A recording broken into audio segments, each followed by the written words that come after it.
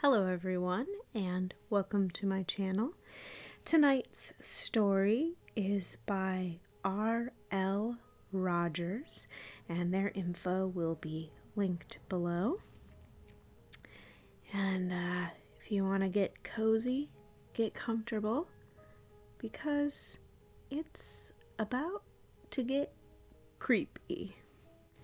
Something really strange happens in my town every year by R.L. Rogers. For the last 65 years, a stranger has walked through our small town in Montana. Every year, on the same day, a fog rolls in, and with it, the stranger. Nobody knows who or what he is. All that we know is that he hates loud music, the smell of fresh bread, and has an awful temper. When he first started coming to town, the townsfolk realized pretty quickly that it's just best to lock the door and remain inside for the day. It became a sort of holiday in my town. It starts at 5 a.m. and lasts till 8 p.m. It starts with the fog, dense enough to see no further than a foot in front of you. Then the bell. A bell rings 5 times, followed by a low humming sound.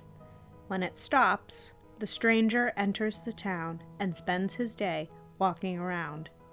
He doesn't go into buildings whose doors are closed, nor does he try to get into any vehicles. He simply walks around. 2 years ago, he broke into my neighbor's house. The Kennedys had a baby girl, Sarah. She was crying so loud.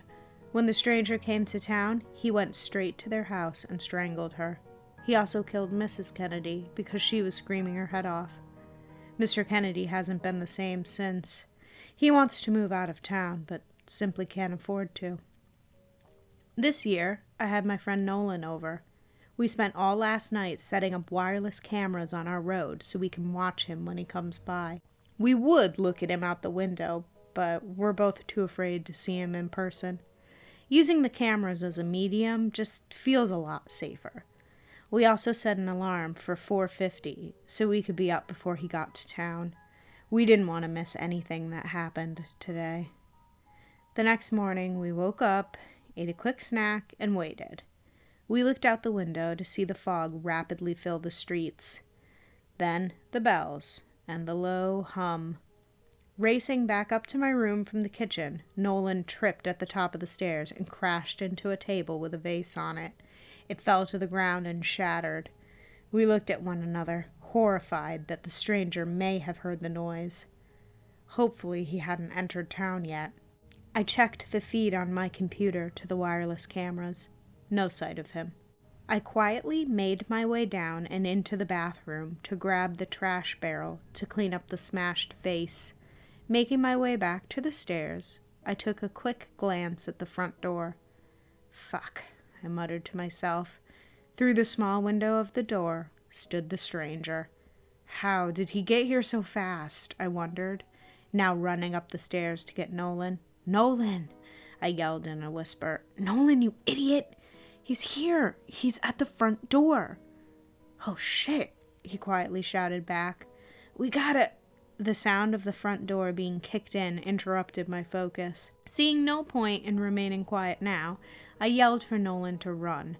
We raced down the stairs and toward the back door. I looked back to see the stranger, cloaked in all black clothes and a mask, speedily walking after us. We made our way out of the house and into the street. I looked back to see how close he was. The stranger was now running at a full sprint after us. He headed toward the school playground a few streets over. I figured we might be able to outmaneuver him somehow. Maybe by getting on top of the monkey bars. Maybe there was a way we could get into the school and lose him. Stupid plan, I know, but I was terrified. I had never planned to be chased by the stranger, so of course I didn't have a plan to escape him. Once at the schoolyard, Nolan made his way for the doors.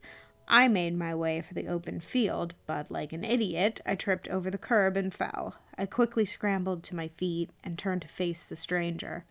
If I couldn't outrun him, maybe I could fight him. I prepared myself for the worst, but he just ran right past me. A wave of relief came over me, but it quickly vanished once I realized that it was because he was chasing after Nolan. I began chasing after the two of them. Nolan had managed to smash a window and climb in. The stranger followed, and I behind them both. Feeling a bit safer that he wasn't after me yet, I got close to him. From what I could see of his face, he looked like a man in his mid-20s. I knew that, in this case, however, looks were deceiving, considering he'd been coming to this town longer than I'd been alive. I wondered what he might actually be, but I couldn't make any good guesses. Now all of us were running after another down a long hallway. Nolan turned into a room on his left, and we followed after. It was the in-school suspension room. No windows, and no other way out. Nolan backed up into the corner of the room. The stranger stopped a few feet in front of him, just staring. I quickly moved past him and stood in his way with my arms stretched out. I could see his eyes narrow. He was getting angry. He tried moving around me, but I continued to block his way. For whatever reason, he had to kill Nolan first. Using this to my advantage, I had him in check. Nolan couldn't escape, but the stranger couldn't kill Nolan. We spent the rest of the day in the corner of that room, my body and outstretched hands being the only thing keeping Nolan from a horrible fate. When 8 o'clock came, the stranger looked around as if he heard something. Nolan swears he heard the faint sound of bells, like the one we heard in the morning. Whatever it was, it got the stranger to leave. We both collapsed to the ground, finally getting a chance to rest. Nolan and I had been the first people to survive the Montana stranger. I didn't know whether to feel lucky or grow eyes on the back of my head. I think from now on, I'm just going to leave town for the day of his visits. I don't care if I spend the day on the side of the road, but anything beats risking another encounter with him.